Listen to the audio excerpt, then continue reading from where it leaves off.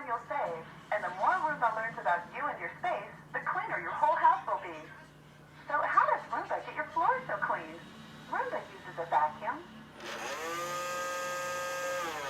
a series of brushes, and a corner cleaning side brush. While Roomba is cleaning, it uses an array of advanced sensors and complex patterns and movements.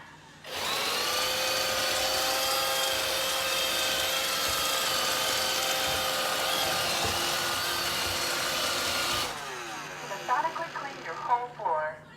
The important thing to remember is to have a little patience with Roomba. Let it do its thing and don't guide it to spots. It may take a little longer than you pushing an upright around, but that's the beauty of Roomba. You aren't doing it. When Roomba finds a particularly dirty area, you'll see this blue light turn on.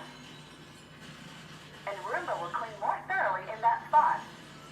Roomba's light touch bumper feature helps Roomba find its way around or even under your furniture and lets it clean right up to the edge of any wall. Pretty cool, huh? Well, that's pretty much all you need to know about Roomba. I think you and your robot will be very happy together. It may take a little longer than you to clean a room,